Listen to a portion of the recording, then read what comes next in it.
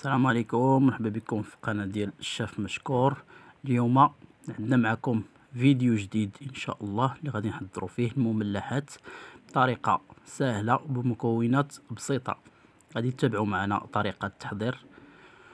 غادي نحتاجوا في المكونات ديالنا كيلو ديال دقيق الفورس، واحد الياغورت مسوس، الملح، 2 ملاعق كبار ديال لاموطارد، خل، ابزار، 150 مليلتر ديال الزيت، 150 مليلتر ديال الحليب، نصف كيس ديال الخميره الكيماويه، 4 مثلثات ديال الجبن، 250 غرام ديال الزبده او بواطه ديال 250 غرام.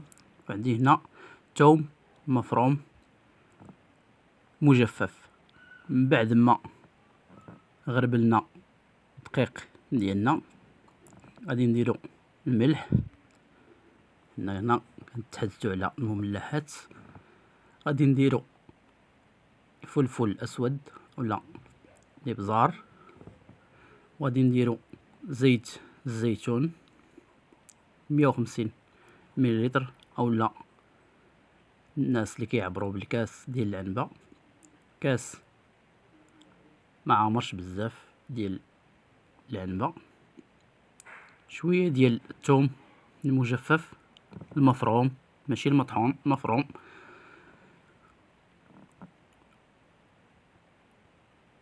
وغادي نزيد مثلثات ديال الجبن. غادي نضيف 2 ملاعق كبار ديال الخردل اولا لاموطارد،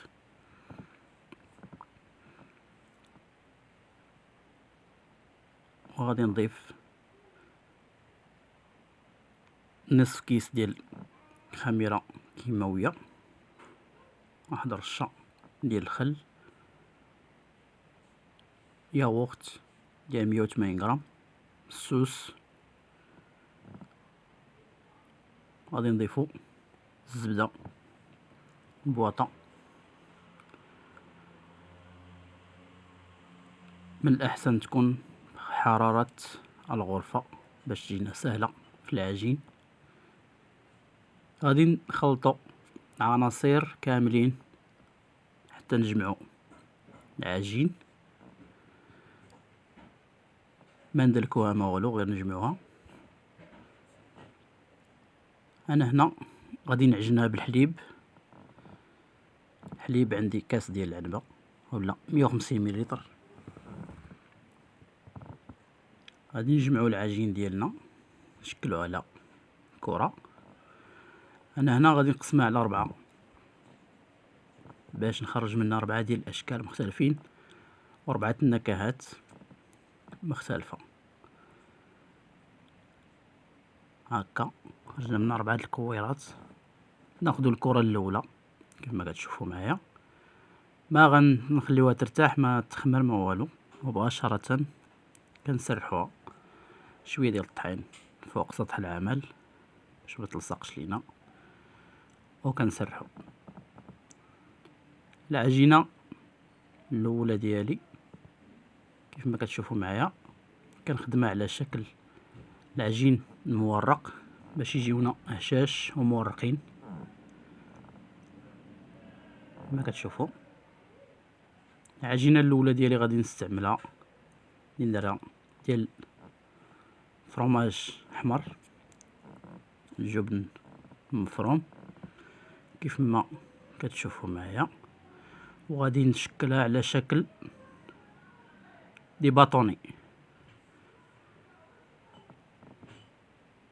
كيف ما كتشوفوا معايا. الجبن كنرشو وكنقطعها على شكل ديال باطوني. مباشرة بعد ما كنقطعها كندخلها للفرن على درجة حرارة 180 درجة، فرن كهربائي بطبيعة الحال. الا كان فرن ديال الغاز نشعلو غير من تحت ديال الفرماج، نشعلو ليها غير من التحت باش ما يتحرقش لينا الفرماج قبل ما طيب. كندوزو للعجينة الثانية اللي هنا درت فيها الزيتون اسود اللي قطعته من قبل كيف ما كتشوفوا معايا. كنشكلها.